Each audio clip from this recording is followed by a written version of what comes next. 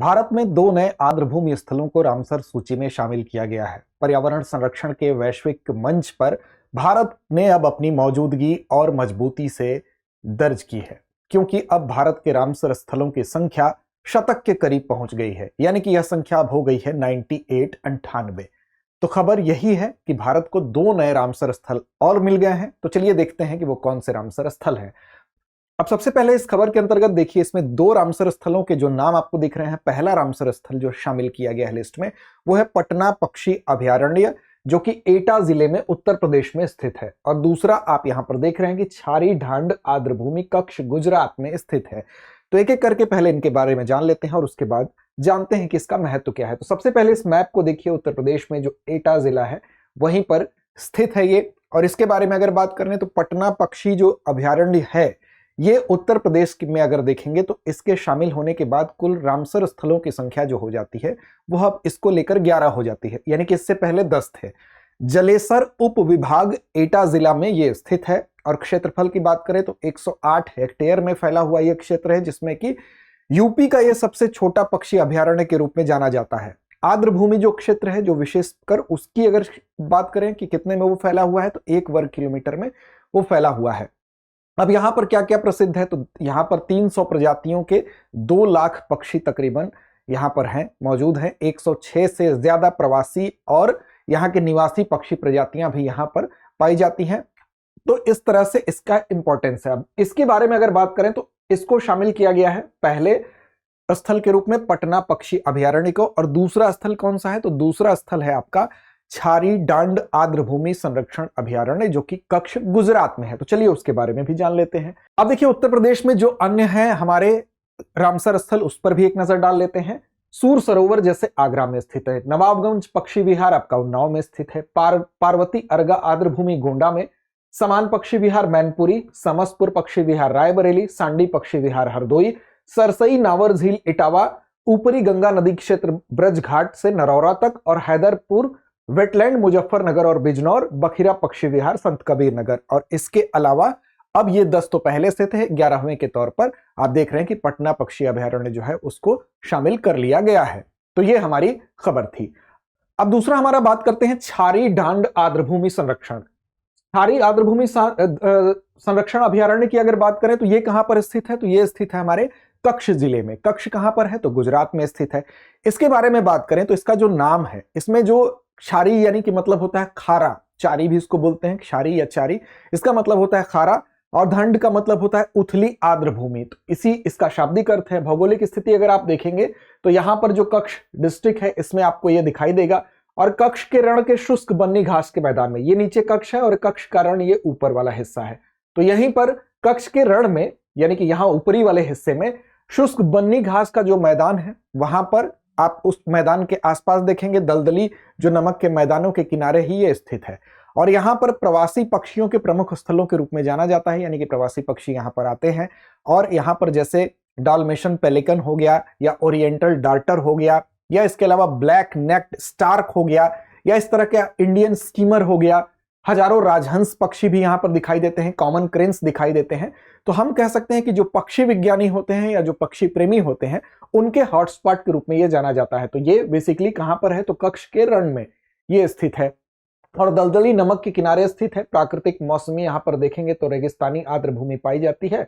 और प्रवासी पक्षी यहां पर बड़ी मात्रा में आते हैं। तो इन दोनों ही स्थलों को अब आर्द्रभूमि के अंतर्गत जो है रामसर स्थल के रूप में सम्मिलित कर लिया गया है। और इस तरह से भारत में कुल रामसर स्थलों की संख्या 98 हो गई है। अब बात करते हैं कि वास्तव में रामसर स्थल के बारे में भी जान लेते हैं। लेकिन उससे पहले जरूरी एक सूचना आपके लिए है कि हम आपके लिए एक ऐसा कोर्स लेकर आए हैं कि आप अगर यूपीएससी की तैयारी अपनी करना चाहते हैं, आगामी परीक्षा को क्रैक करना चाहते हैं, तो आपके जीएस की संपूर्ण तैयारी होगी बिल्कुल पॉकेट फ्रेंडली कोर्स में। इस कोर्स का नाम है GS studio foundation live online course. ये कोर्स आपके लिए खास इसलिए है क्योंकि 14 महीने में आपका प्रीलिम से लेकर मेंस तक का सिलेबस कवर किया जाएगा। साथ ही साथ इसमें 18 क्लास टेस्ट आपको मिलेंगे। इसके अलावा आपको जो 2 साल के करंट अफेयर्स की पूरी क्लासेस का एक्सेस तो दिया ही जाएगा, प्रिंटेड मटेरियल दिया जाएगा। साथ साथ आपको एक पूरा गाइडलाइन मिलेगा ताकि आप अपनी तैयारी को संपूर्ण रूप से कर सकें।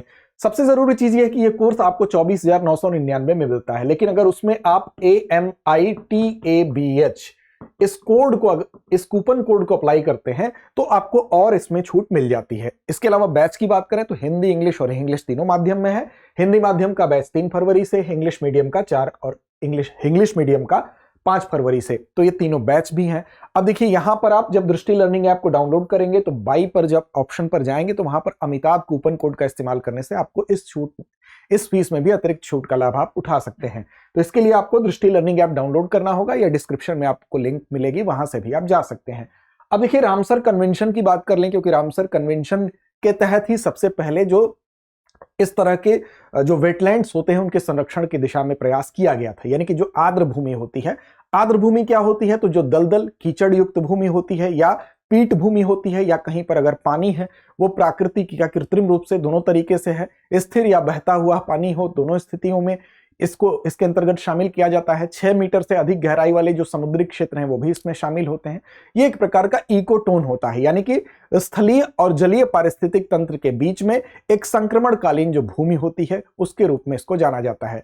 तो ऐसी आर्द्र भूमियों के संरक्षण क्यों जरूरी होते हैं, क्योंकि इनको जैव विविधता के पालने के रूप में भी जाना जाता है।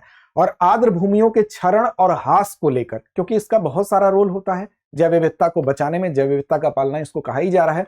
तो आर्द्र भूमियों के क्षरण और उनको रोकने के लिए, क्षरण को रोकने के लिए जो एक वैश्विक चिंता है वो 1960 के दशक में दिखाई देती है। वहीं पर यह महसूस किया गया कि इसके लिए एक अंतर्राष्ट्रीय ढांचे की जरूरत है। अब अंतर्राष्ट्रीय ढांचे की जरूरत को महसूस करते हुए, इस आवश्यकता को जब महसूस किया गया तो 2 फरवरी 1971 को यह तिथि है जब ईरान के रामसर शहर में एक सम्मेलन हुआ, एक कन्वेंशन हुआ और वहीं पर एक इस संधि को औपचारिक रूप दिया गया, यानी कि रामसर कन्वेंशन को अपना लिया गया।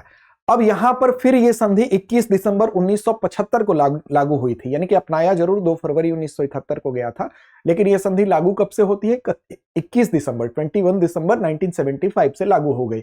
इसका प्रारंभ में उद्देश्य क्या था, तो प्रारंभ में उद्देश्य यही था कि जो जल पक्षी होते हैं उनको और साथ साथ उनके लिए जरूरी होती है क्या, आर्द्र भूमि, तो उस आर्द्र भूमि की सुरक्षा की जाए जल पक्षियों के लिए।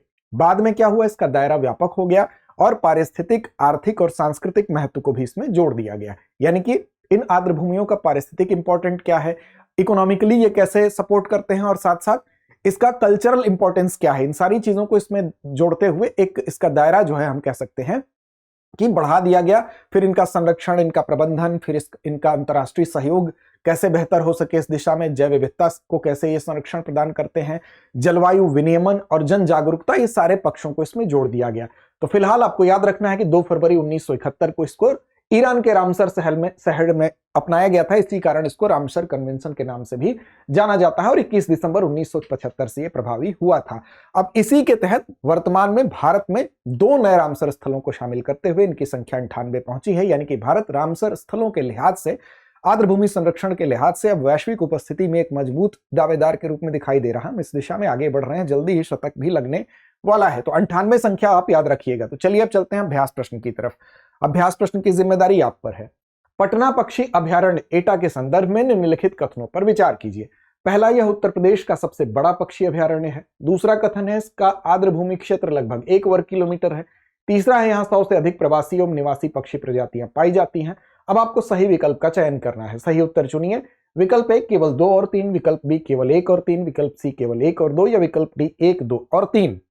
इसका जवाब दिमाग लगाइए और सटीक जवाब दीजिए कमेंट बॉक्स में। साथ साथ हमको टेलीग्राम चैनल पर अभी तक आपने फॉलो नहीं किया है तो कर लीजिए। हम आपको दृष्टि आईएएस यूट्यूब नाम से मिलेंगे। साथ साथ हमारे चैनल को सब्सक्राइब नहीं किया तो कर लीजिए। हमारे परिवार से जुड़िए ताकि हमारी बाकी अपडेट्स आप तक आसानी से पहुंचे। लाइक करने से क्या होगा कि हमारा प्रोत्साहन होगा, हम और बेहतर कंटेंट आपके सामने लेकर आएंगे। तो लड़ते रहिए, अपने लक्ष्य की ओर बढ़ते रहिए।